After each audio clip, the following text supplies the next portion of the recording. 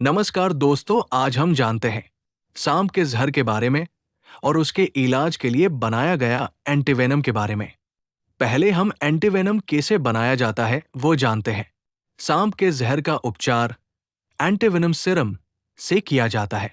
ये घोड़े या अन्य पशु को थोड़ी मात्रा में जहर देकर बनाया जाता है ताकि उनके शरीर में एंटीबॉडीज बन सकें जो जहर को निष्क्रिय कर दें।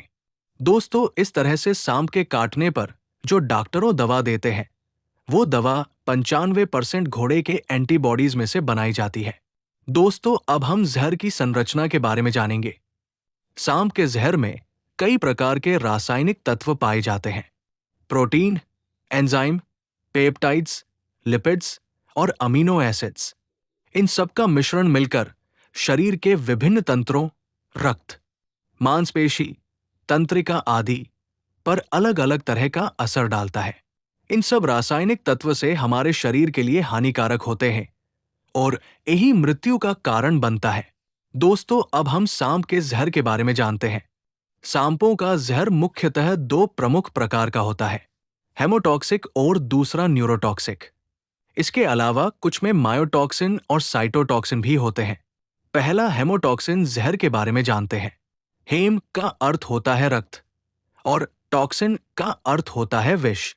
इसका मतलब हेमोटॉक्सिन रक्त और ऊतकों पर असर डालता है।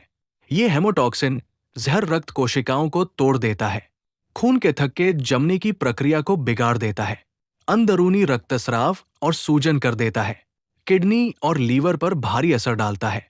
इस तरह से हेमोटॉक्सिन जहर शरीर पर असर करता है। मुख्यत्वे रसेल वाइपर सांप, सॉस्केल्ड वाइपर सांप जहर में हेमोटॉक्सिन मुख्य रूप से होता है। अब हम दूसरा न्यूरोटॉक्सिन जहर के बारे में जानते हैं। न्यूरो का अर्थ होता है तंत्रिका। इसका मतलब न्यूरोटॉक्सिन तंत्रिका तंत्र, नर्वस सिस्टम पर असर डालता है। ये दिमाग और नसों के संदेश को रोक देता है। मांसपेशियां काम करना बंद कर देती है, सांस रुक जाना हो सकता है, व्यक्ति लकवाग्रस्त हो जाता है। इस तरह से न्यूरोटॉक्सिन जहर शरीर पर असर करता है।